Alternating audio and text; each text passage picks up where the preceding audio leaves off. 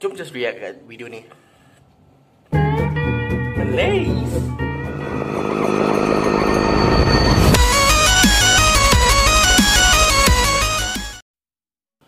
Hey guys, welcome back to my Reacts. Today we are reacting to more Alex Bale Spongebob conspiracy.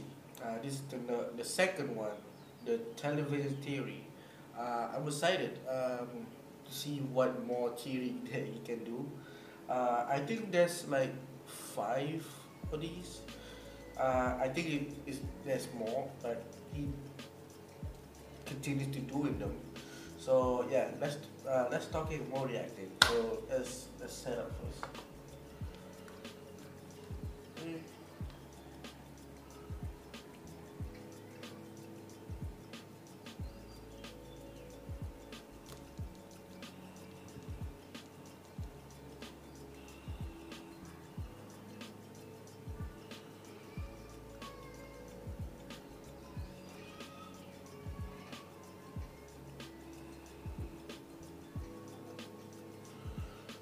Okay, you guys ready? I am. Okay, let's go. The show SpongeBob SquarePants is not what you think it is. There is a secret group of puppet masters who are always watching the citizens of Bikini Bottom and pulling the strings. Hidden within Bikini Bottom are spies that keep an eye on the characters and make sure everything goes to plan. This is a conspiracy that will fundamentally change the way you look at the show SpongeBob SquarePants, and I believe it's all actually by the creators, and I'm gonna prove it. This is the television theory. Okay, excited. Let's go. You guys had a great reaction to my Squilliam Fancyson theory, and I had a lot of fun making it. Squilliam, you lying, deceiving bastard! I didn't even realize that! But trust me when I say that what I've discovered this time is much, much bigger. To start this theory, we have to go back to the very beginning of the very first episode of SpongeBob SquarePants. Ah, the sea. So fascinating. So wonderful. Here we see Bikini Bottom, teeming with life, home of one of my favorite creatures, SpongeBob SquarePants. Yes, of course he lives in a pineapple, you silly. So let me ask you a question. Who's speaking in this clip? Well, obviously that's just the narrator. We hear his voice many times throughout the show. Ah, Goo Lagoon, a stinky mud puddle for you and me. Ah, the crusty crab. Through these doors pass all the many kinds of undersea life. Puff's boating school, where diligent students learn the rules of the road. But who exactly is the narrator? Well, he's just the narrator, right? We're not supposed to think about who he is or why we're hearing him. Lots of shows have narrator framing devices we're not supposed to think about. Caillou was amazed that Mommy had made a rainbow, just like in the picture. But there's something different about this narrator. He sounds a lot like he's narrating a nature documentary. The ocean. From above, a simple blanket of water. But below, a complex world full of color, life, and wonder. Ah, the sea. So fascinating. So wonderful. Here we see Bikini Bottom, teeming with life. What if I told you that he's not just some random disembodied voice? He's an actual character in this universe. Here we are again at the Bikini Bottom boating school. Today is once again the day of SpongeBob's boating school exam, but more importantly, this is the last test for the year. And if SpongeBob does not pass this one, it means another whole year of boating school! SpongeBob literally crashes into the fourth wall, and we actually get to see the narrator and the camera he's been filming with. The show SpongeBob SquarePants is not just a cartoon. Everything we see is a part of a nature documentary television show being filmed by scuba divers. And if you're still not convinced, I searched really, really hard and found an old SpongeBob DVD bonus feature that basically confirms everything. Since before time even existed, land-loving scientists have tried to learn the secrets of intelligence. Their studies led them to the sea, where the citizens of one undersea colony demonstrated a genius so enormous, the scientists felt compelled to record their actions for use in teaching mankind how to live better. The name of this miraculous place? Bikini Bottom. Poring over the mass of brainy masterminds scattered about this strange land, the scientists chose 6 Bikini Bottom residents at random to study. As the scientists marveled at the advanced knowledge and superior intellect of these 6 creatures, I went to college! they rolled their cameras and took notes. And now, finally, we can learn all of the things that these smarty pantsuses have to teach us. Life lessons from Bikini Bottom. I don't know how it can get any more clear than that. Now, if you rewatch the show with this new information in mind, some things start to take on a whole new meaning. Throughout the series, there's this weird, unexplained running gag of a human hand interfering with the characters. It's even in the beginning of every episode in the intro for the show. Maybe the filmmakers are doing a bit more than just studying these characters. The hand seems to mostly interfere just to maintain the health and safety of the characters, like treating Spongebob for the suds. Well, Mr. Squarepants, it seems you have the suds. Are you ready for your treatment? Oh, Hans!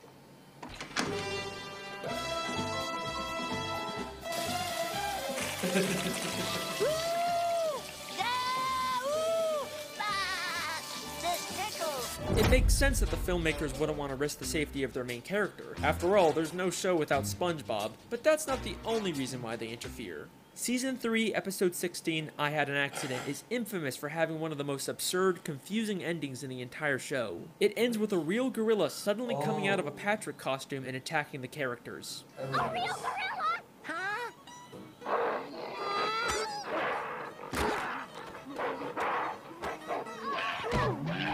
Then as soon as SpongeBob begins to question the logic of the scene, this happens. What's a gorilla doing underwater in the first place? Well, it's funny you should... I mean, see, George, they're onto us! Let's get out of here. It's pretty weird, too.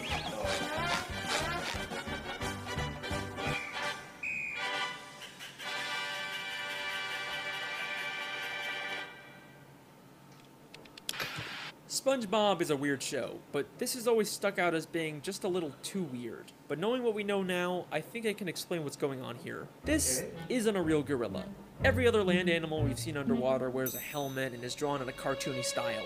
The gorilla is shown in a live-action style, and the only time we ever see live-action characters is when they're human. So I believe both the gorilla and the horse he rides away on are humans wearing costumes. The filmmakers set this whole thing up just to make the episode more entertaining. It's starting to seem like this isn't strictly a nature documentary anymore. It's more of a reality TV show made for entertainment. Who knows what other absurd elements of the show are actually put there by the filmmakers to make the show more entertaining and profitable. Although, based on the people's reaction, it doesn't always seem to pay off. But how far will the filmmakers go to make the show more profitable? Saturday morning in Bikini Bottom.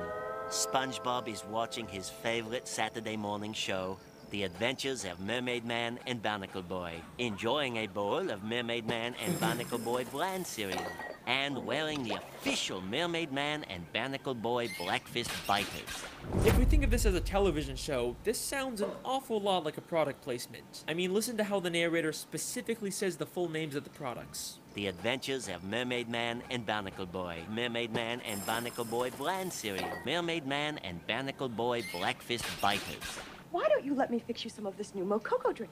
All natural cocoa beans from the upper slopes of Mountain Nicaragua, no artificial sweeteners. What the hell are you talking about? Who are you talking to? Maybe the Mermaid Man and Barnacle Boy TV show is actually from the surface world. They are human after all. It makes sense that the filmmakers would choose to highlight these popular superhero characters. The more they show, the more they're gonna sell Mermaid Man and Barnacle Boy merchandise. Hang on a second, why are Mermaid Man and Barnacle Boy the same size as all the fish in Bikini Bottom, even though humans are always shown as massive compared to fish? Whatever, I'll come back to that one later. The show doesn't even just hide product placements. In the episode Model Sponge, they literally trick SpongeBob into making a commercial for a human product. I'm ready for my close-up, Mr. Director. Very well. Lose the pants! Hans, here's my star! What's happening? What's happening? In this scene, you'll be cleaning bathroom fixtures. Okay, so where's my cleaning utensil? Don't you get it? You are the cleaning utensil. Oh no, your bathroom is a disaster. Get it cleaned up fast with the new sponge. Household chores are a snap with new sponge. It cleans sinks. Just look at that shine. This is just like in real life how SpongeBob is such a popular character that he's used to sell tons and tons of products. Yeah. So far I've shown you that the show SpongeBob SquarePants is actually a documentary television show, but the creators continually interfere to push their own agendas and make more money. But that brings us to an important question. Do the characters know they're in a television show? Let's go back to that clip where SpongeBob hits the cameraman. It means another whole year of boarding school! What happened? Oh, nothing, SpongeBob. You just struck another pedestrian. Mrs. Puff calls him a pedestrian, which sounds more like she thinks he's just some random Bikini Bottom citizen. The different types of marine life in SpongeBob are so diverse and weird looking that it's not too hard to believe that the characters just think these filmmakers are another weird type of fish. And back to the gorilla episode, the gorilla and the horse immediately get nervous and run away when SpongeBob questions what's going on. Well, it's funny you should... I mean, see, George, they're onto us! Let's get out of here. Almost like the creators don't want the characters to be aware their lives are being interfered with. Now, there isn't a ton of footage of the characters interacting with the filmmakers, but I dug really, really deep and found the smoking gun that answers all of our questions. This is an old commercial from 2004 made to promote the SpongeBob movie. SpongeBob, what kind of jellyfish is that? It's not a jelly. Hey guys, it's Carlos from the Zone. I was wondering if you could answer a few questions. Questions? Run for your lives! No, Pat, don't you see? It wants to learn about our world, and it's chosen us. What? Yay! We've been chosen. A submarine comes down to SpongeBob and Patrick to ask questions to promote the new movie. SpongeBob and Patrick are clearly confused by this and think the submarine is some kind of alien. They also have no idea that they're the stars of a movie. Well, thanks guys. We'll see you in the movie! Bye! Movie? What's that? I don't know. So I think it's pretty clear at this point that the characters are unaware their lives are being filmed and interfered with. But there are some characters that have to have some level of awareness. For example, the Dr. Fish that told the human hand to treat SpongeBob, and the Director Fish that directed the commercial for the human world. What makes these characters so special? First off, the Director Fish isn't actually from Bikini Bottom. Before he directed this commercial, we saw him as a citizen of New Kelp City in the episode Whatever Happened to SpongeBob. Out of all the characters they could have used, they specifically chose a character from out of town. Almost like the filmmakers didn't want to use anyone in Bikini Bottom so they wouldn't risk everyone finding out about the television show. Then there's the Dr. Fish. We don't know where he originally came from, but he's an extremely suspicious character. Usually he's purple, but sometimes he's orange, sometimes he's purple with orange hands, sometimes he's a pirate, and he bears a striking resemblance to Dr. Manowar from the Jellyfish Convention. And now it only hurts when you touch it. Why does he have so many different disguises and identities? What is he hiding? I believe hidden throughout Bikini Bottom are spies like this, who are aware they're in a television show and keep tabs on the main characters and make sure everything goes to plan. There's so many suspicious characters in Bikini Bottom that it could literally be anyone. The mailman, the hot dog vendor, Old Man Jenkins, it could literally be anyone. But what if I told you that the biggest spy of all isn't some random side character? It's one of the main characters of the show. Someone who's been there from the very beginning. Someone who's not even from Bikini Bottom. Someone who's not even from the ocean. That's right. Sandy Cheeks. Wow. Sandy Cheeks is the thrill-seeking scientific squirrel from Texas who lives underwater in her cradle. But why did she come to Bikini Bottom? In the episode Chimps Ahoy, we find out she was hired by a group of chimpanzees to come underwater and create inventions. But why does she need to be underwater to make inventions? She could have just as easily have made any of her inventions on land. It must be extremely expensive to maintain a giant dome of air underwater. There is no way the only reason she's here is to make random inventions. I think this whole episode is an elaborate ruse to throw off the other characters from the real reason Sandy is in Bikini Bottom. To spy on the main characters and make sure the show stays on track. Many of the times the characters are in danger, Sandy conveniently steps in to save the day, and many of the wacky, entertaining episode plots are driven by an invention Sandy creates. Everything she does is a calculated move to carry out the hidden agenda of the filmmakers. Her entire friendship with SpongeBob and the other characters is built on a lie. But you're probably saying, Sandy is a sweet, friendly squirrel. There's no way she's behind this.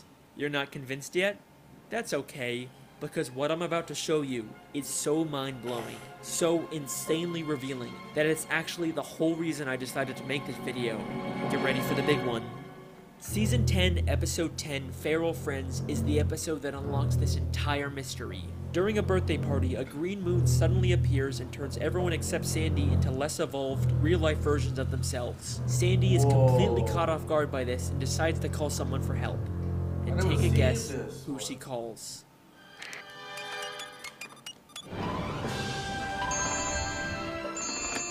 Hello, French narrator speaking. Hey, Frenchie! Oh my god! Ah, Sandy Cheeks. How is it hanging? Oh, it's not hanging too good, Frenchie. You see, there's this... Don't say another word. I have been monitoring the behavior of the green moon all day.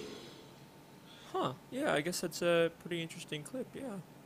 Holy shit! Sandy literally calls the narrator to let him know what's going on and asks for instructions on what to do next. She has been working with them the entire fucking time. He even has a picture of her on his desk.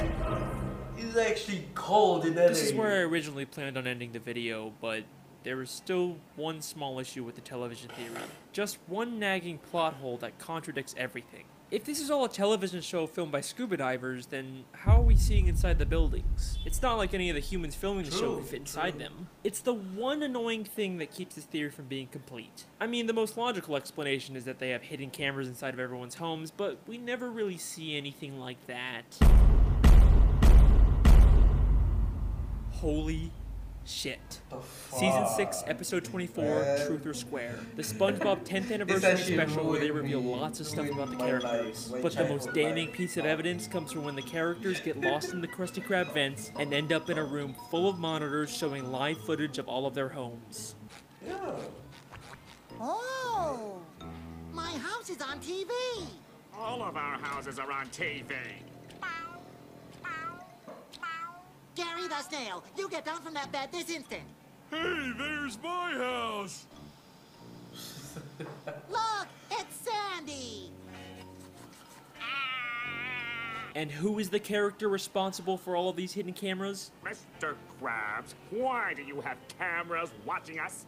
Oh, I just want to make sure you all floss after every meal. Thank you, Mr. Krabs. Dental hygiene is very, very important. Dental hygiene? Eugene, you lying bastard. Of course he would sell out his friends for a quick buck. And if there's any part of you that thinks there's some chance Mr. Krabs has all these hidden cameras for some other reason, then take a look at what happens next. Hey, who are those guys? I think it's us, Patrick. But who are they? Oh my fucking god. Alright, they're not even trying to hide it anymore. A cameraman and a boom operator have been following around the characters this entire time. And just like the gorilla, as soon as they get seen, they make a run for it. The case is closed. Close it up. The television theory is something the show has consistently alluded to from the very first episode to the newest episodes. Maybe one day the show will actually directly address it and our characters will discover the real truth about their world. But regardless, that's my theory. I hope you guys enjoyed. Let me know what you think in the comments. Make sure to subscribe if you want to see more. See you next time. Hey, whoa, hang on a second. I knew it. You thought I forgot about the Mermaid Man and Barnacle Boy thing, didn't ya? Alright, here's a quick bonus theory. Mermaid Man and Barnacle Boy were two superheroes that fought crime underwater and protected the sea from evil. Whether or not they actually did this or was all staged for television isn't clear, but they both spent their lives underwater until they became old and retired. But after spending so much time under the sea, they no longer fit in with human society. Plus, Mermaid Man is clearly dealing with some form of dementia and PTSD from fighting evil. But you can't retire. There's evil afoot. What? Evil? Why? So, they decided to live the rest of their lives in Bikini Bottom. And in order to fit in better with their fellow sea creatures, they made the permanent decision to shrink themselves using Mermaid Man's shrinking belt. The case is closed. Again. Okay. Okay. Well, that was actually a good one. But not, I did like lose interest a little bit in the middle. I was really like not focusing at all. So that was Spongebob Conspiracy, Alex Bale and everything. Cut is really good. Next is I saw this. But I didn't watch it. I saw the title. The next is the Mrs. Puff theory. Okay, maybe I don't know what Mrs. Puff do, but he's just a teacher, right? Right? I'm gonna end this video here. Hope you like this video. If you like this video, leave a like. And if you're new around here, subscribe. It's free, absolutely free. And if we hit 10, not 10 million, no. If we hit 10 subscribers, I will do a special video, but it's not a reaction video or a challenge video. I will do something different. If you can guess it on the comment, and comment what video you want me to react for you guys. So yeah, my name is Simon, and thanks for chilling with me. Bye bye.